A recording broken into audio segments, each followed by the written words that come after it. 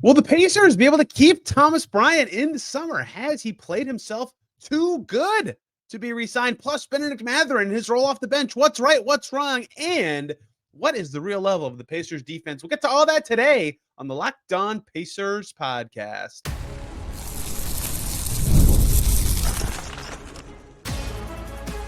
You are Locked On Pacers, your daily Indiana Pacers podcast, part of the Locked On Podcast Network, your team every day.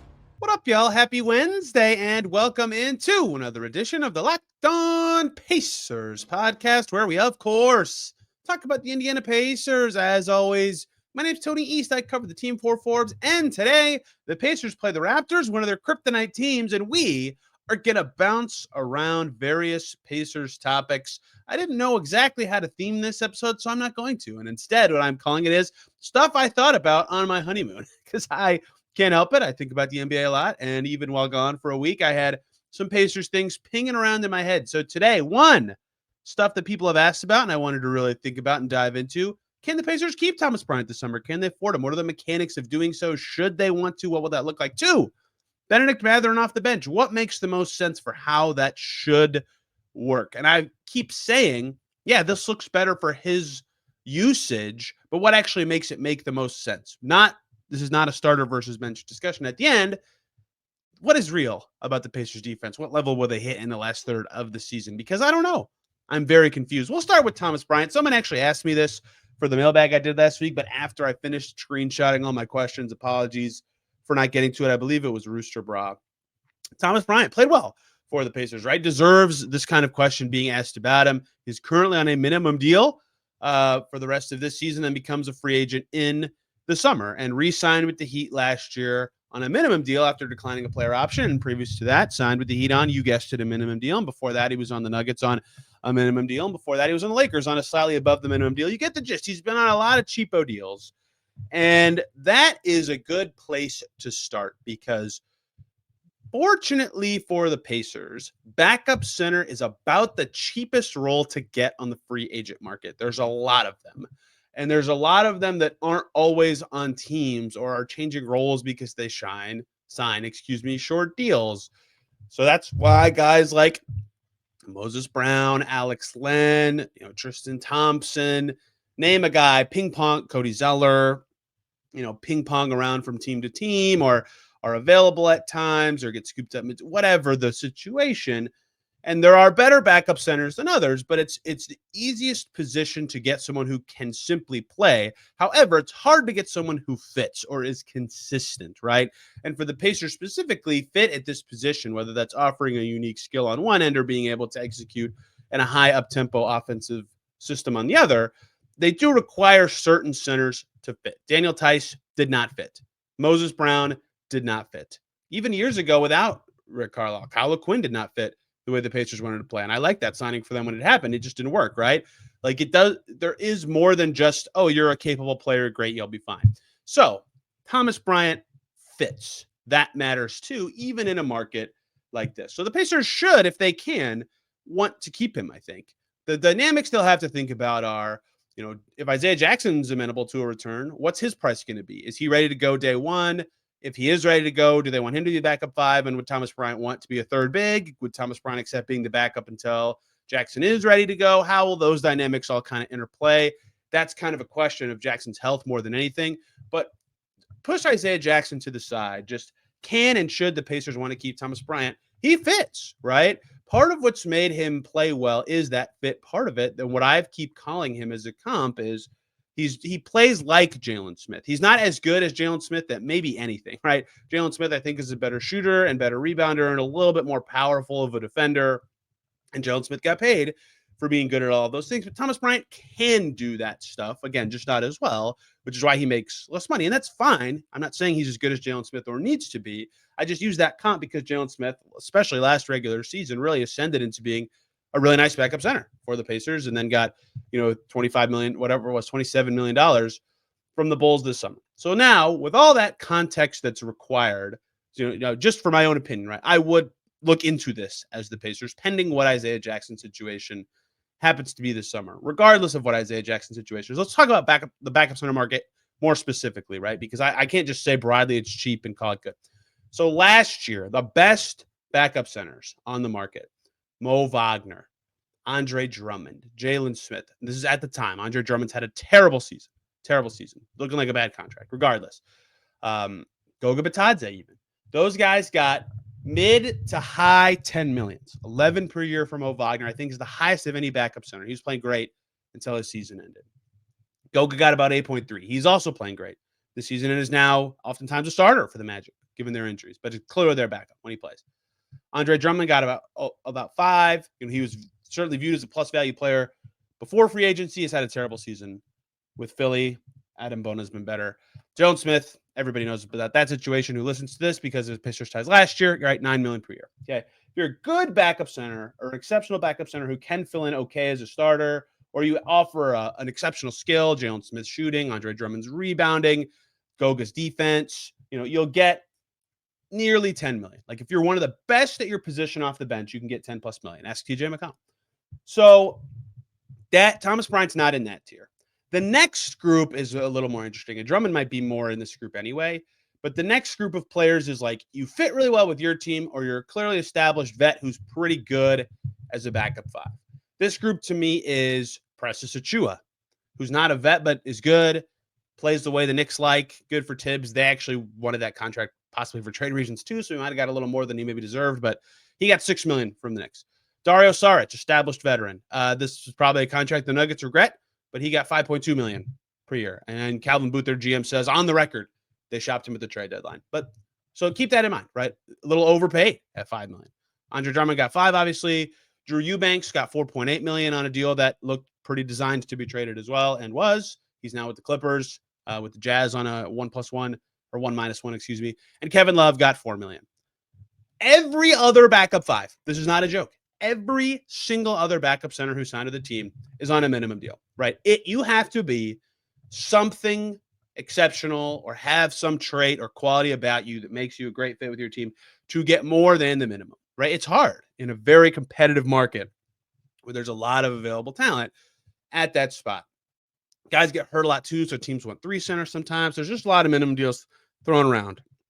You got to be really good at something, or you got a really good fit, and then you get in that $4 to $6 million range. So Thomas Bryant makes the minimum right now. He's played very well. He has played better than most minimum salary centers.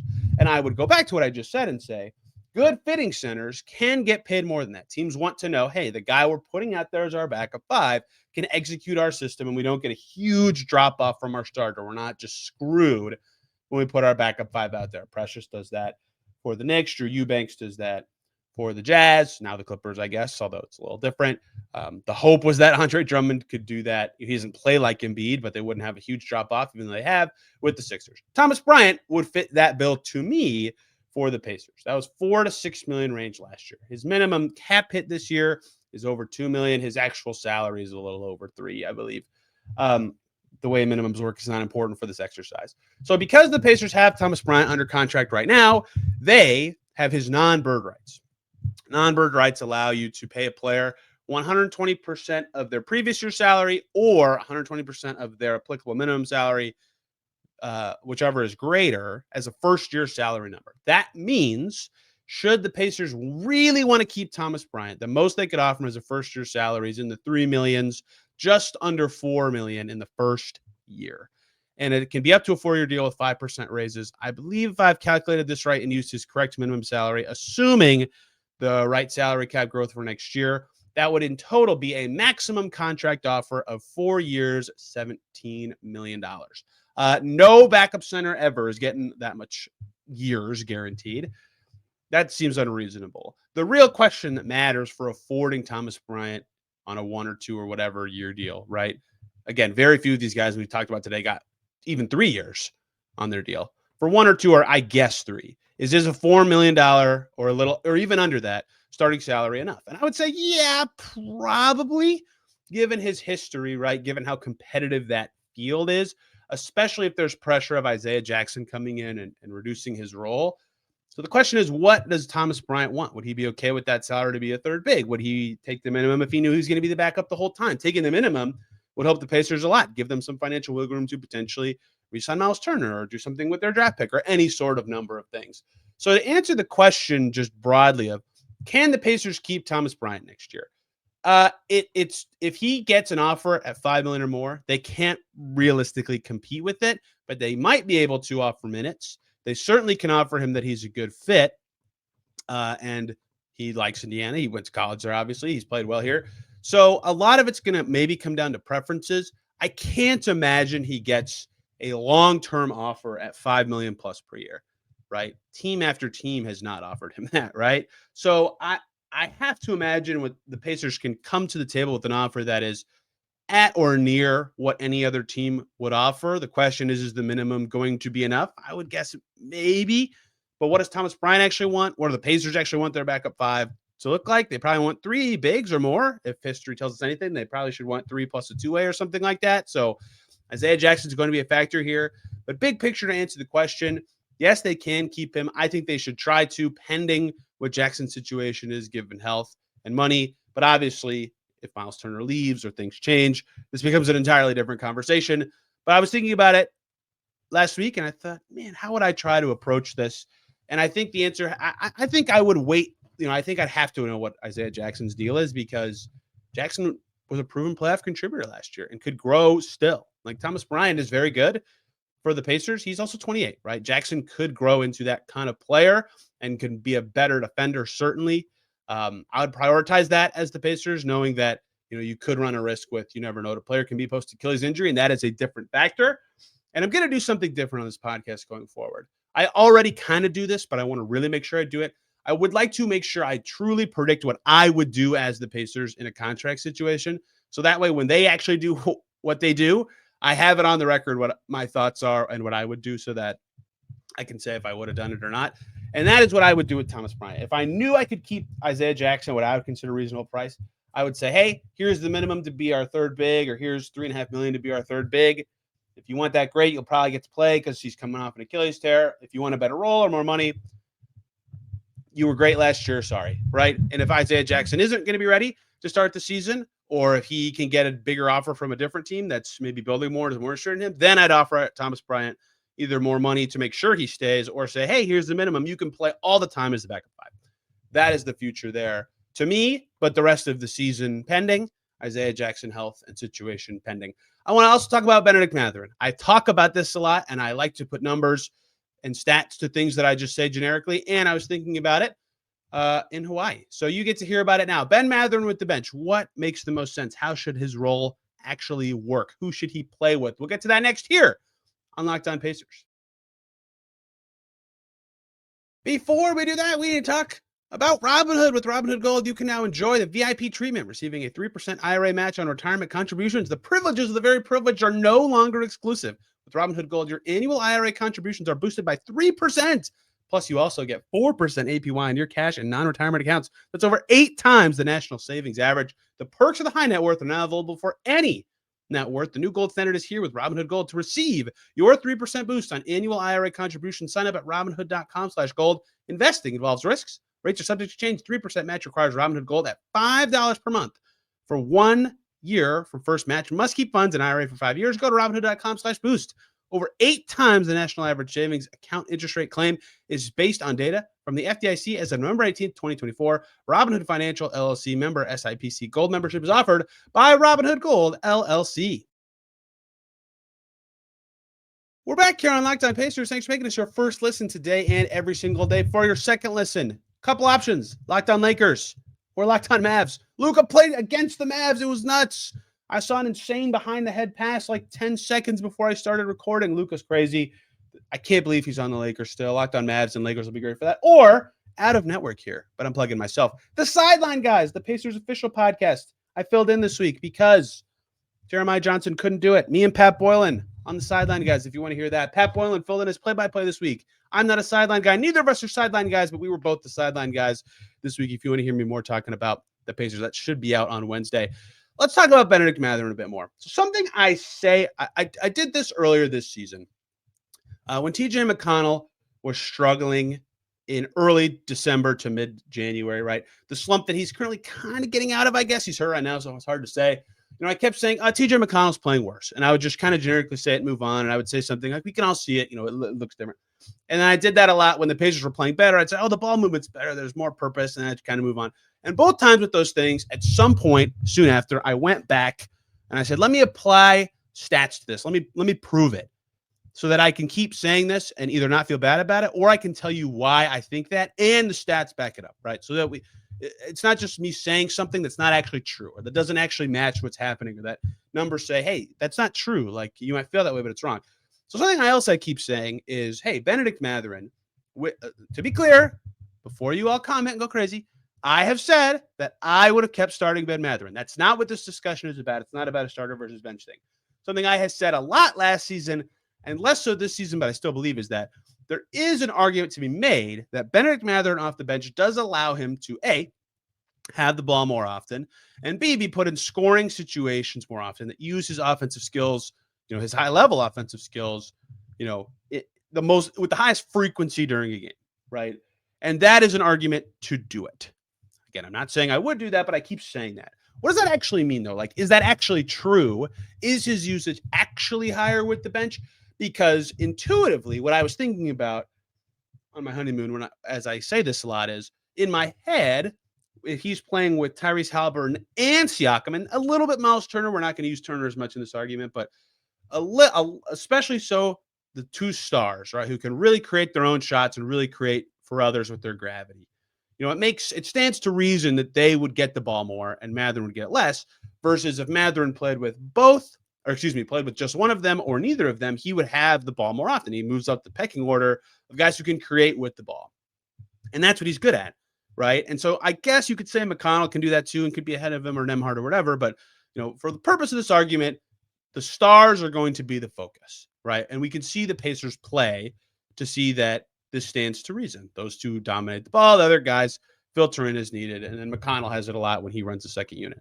So Bennedict Mathurin this season, when he plays with both Tyrese Haliburton and Pascal Siakam, his usage rate, his scoring usage, is 21.53%, just over 1/5 of possessions. He's the guy asked to go finish the play. Okay, just use that number as a baseline for the rest of this discussion. When he plays with just one of Pascal Siakam or Tyrese Haliburton, that number is higher, which backs up my point a little bit. However, it's not that much higher. It's only 21.85, which actually made me eyebrow raise and go, is he actually getting better usage with the bench? Is it actually better, right? Because if I just stopped right there, my argument would be dead. It would be, no, he's not getting the ball more. He's not getting more chances to score.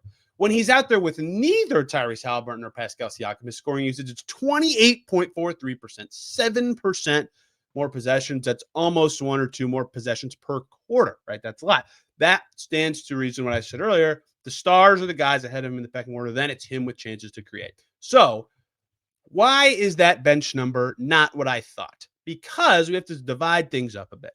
When it's Mathurin out there with Pascal Siakam, but not Tyrese Haliburton, his scoring usage is 24.6%. That is a significant jump. Those lineups are the one where he is elevated up in the pecking order, where they are saying, yes, you are a great scoring option, one of the top ones in this lineup.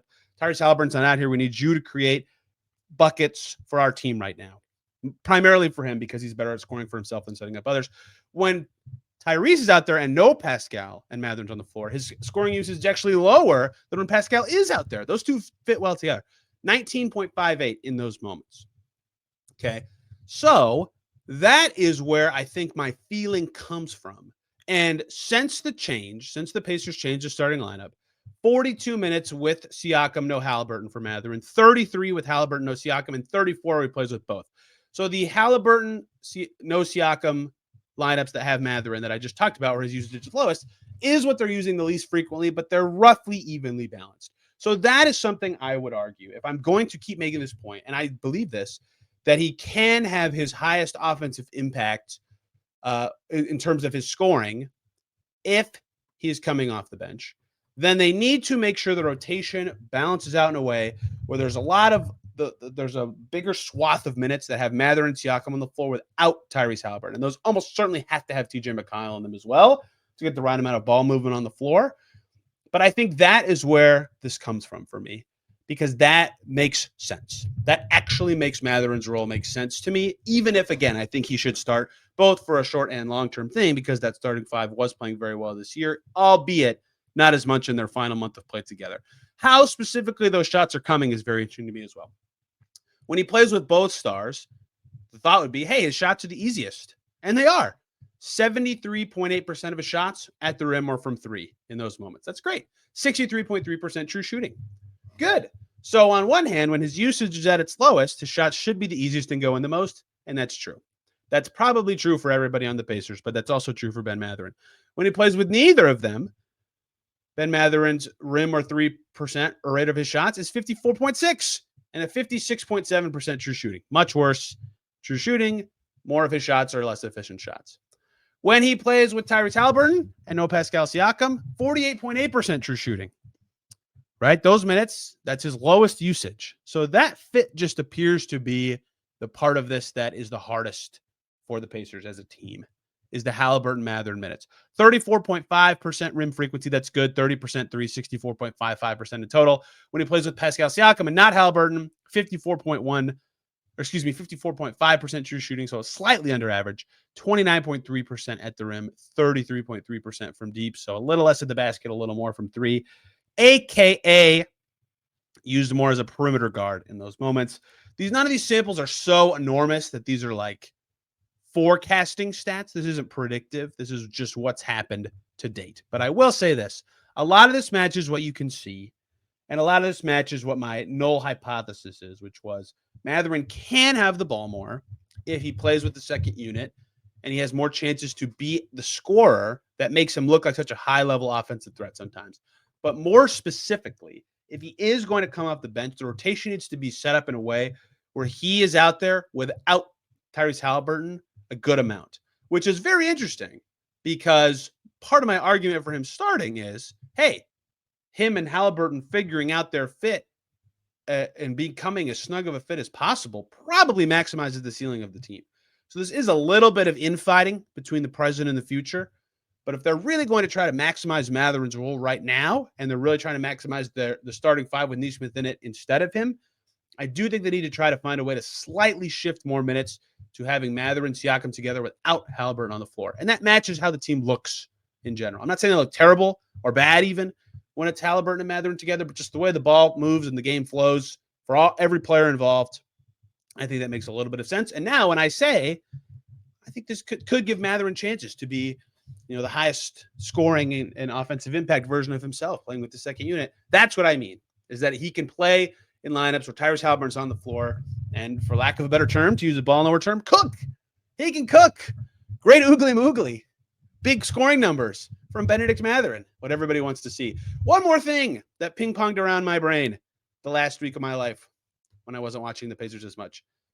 What is their defense? How good can they actually be the last third of the season? We'll talk about that to close out this Locked On Pacers.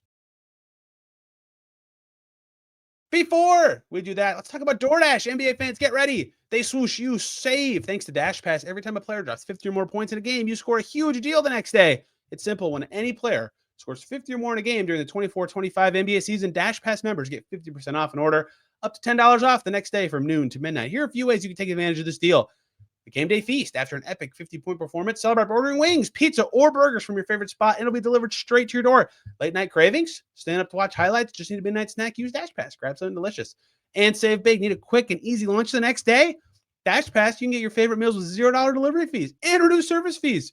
And now you can save even more with this exclusive NBA offer. If you're planning to catch the next game, order your to-go snacks and meals at a discount. Get ready for more high-end scoring action. Sign up for Dash Pass and get ready to save. When any player scores 50 or more in a game, Dash Pass members get 50% off an order the next day, up to $10 off. Just use the promo code NBA50 from noon to midnight after a 50-point game. And eligible orders at participating merchants must have an active Dash Pass account. Terms apply. Visit DoorDash to learn more. We are back here on Locked On Pacers. Thanks for making us your first listen today and every single day. Make Locked On NBA your second listen. Here, Wes Goldberg and I break down all the games from Tuesday night in the NBA. I was locked into Cavs Magic and Bucks Rockets. Pacers will be happy that the Bucks lost and the Magic lost as they continue to try to chase their proper seed for the rest of the season. It's a very generic question, so forgive me if this doesn't seem like I'm saying anything of great meaning or significance. But this is very interesting to me. The Pacers defense. We've talked about their improvement a lot. Deservedly. They've been good on defense for the better part of 2 months, 2.5 months. And conveniently, they just crossed a threshold of, a clean cut of percentages. 28 games in a season.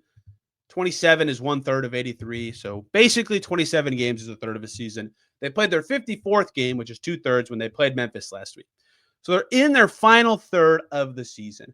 And I think maybe my biggest question about what the Pacers season will finish as and what their outlook will be like, one for the postseason, but really for every season beyond this year, is what is their defensive level actually? And what does it manifest itself to be in this final third of the season? Because last year they were bad on defense for much of the season. We got the pretty girls can't guard, quote, iconic. They upped their defense. I'm putting air quotes on it, which is not fair. They actually did get better on defense. After the All-Star break, and they got to 19th, and that was a big deal, right? And they defended good enough in the playoffs, not good, but good enough to win, and their offense was amazing, right? And that's fine. But most of the season, and they finished the season in the bottom 10 on defense. Like, it's hard to be an elite contender with a bottom 10 defense. And then they started this season similarly poorly, right? First third of this season, using these cutoffs I just mentioned earlier, first 27 games. That takes the Pacers from opening night through the Pelicans game that got scheduled as a result of their NBA Cup results. That's 27 games. Their defensive rating was 115.3. That ranked 22nd. That's where they finished last year. And I think there were times where they flashed signs of being a little bit better on defense earlier in the season. They actually won a few games on the back of their defense in the earlier parts of the season when their offense stunk, but not good. Still not good defensive team, and slightly below, I think, the level they would admit that they hoped to be. Even on media day, I'll never forget it. I asked a lot of the players, hey, it's a lot of continuity. It's the same roster. How do you think you can be better? And a very common answer was, well, we were a good defensive team good enough defensive team after the All-Star break last year. If we can do that for a full season, we'll win more games, right? That was their thinking. Okay, well, they didn't even reach that level early in the season. Yikes, not good. But as we all know, Andrew Nembhard returned from injury about this time.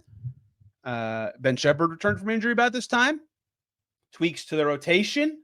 Guys are back. Look at that.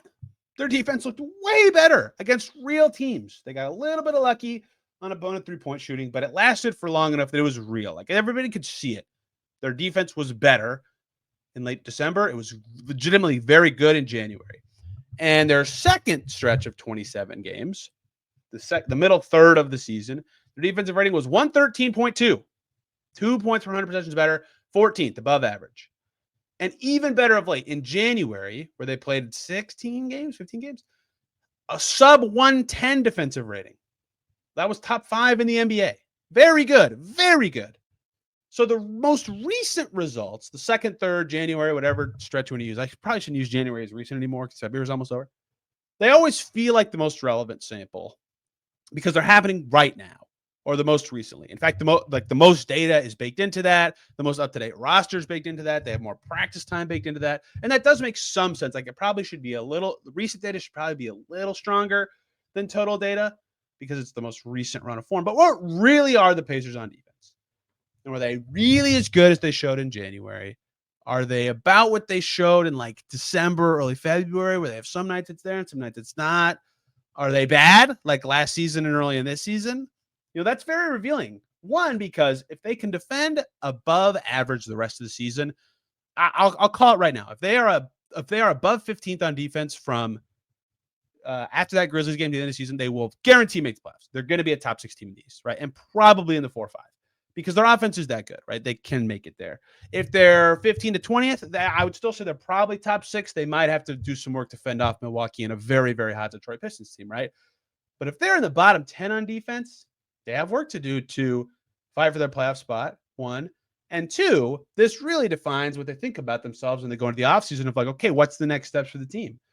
Are we good on defense? Are we okay? Are we bad? I don't think they can ever say they're good, even if they defend well down the stretch. But knowing that information is really critical. And I think if they can either elongate their sample of showing, yeah, they're good enough, or they fall back a little bit and they're, we're not as good as we thought. That's very revealing, both for how they'll finish this season, and that's very important. Look at the Eastern Conference bracket. It's very clear where they should try to want to be in that 4-5 series in some way. Or if they need to make A, some drastic changes, and B, can they actually get the seed they want this year? So That's probably my biggest question for the last 27 games. What are the Pacers really on defense? That's not that interesting of a segment. I didn't bring a lot of stats. I didn't say something they should change, but it's something I thought about a lot. And now you get to think about it too. Let me know in the comments. Let me be that boring YouTuber who asks you to comment. Where do you think the Pacers will finish this season defensively? Thank you guys for listening today. It's good to be back. It's good to have a full day at home. I finally feel well rested. I'll finally have a guest back on this podcast on Friday's show. Tomorrow's show will be all about Pacers Raptors. Saturday's show will be all about Pacers Heat. We're back in the swing of things. Really great to be back. Feeling good. Ready to go. That's the schedule for this week. You can find me on Twitter and Blue Sky at Tony Ariz. This podcast has a Twitter account. It's at Locked On Pacers. Thank you all for listening today. Back tomorrow talking Pacers Raptors. Could be a tough one. Till then, everybody, have a wonderful day.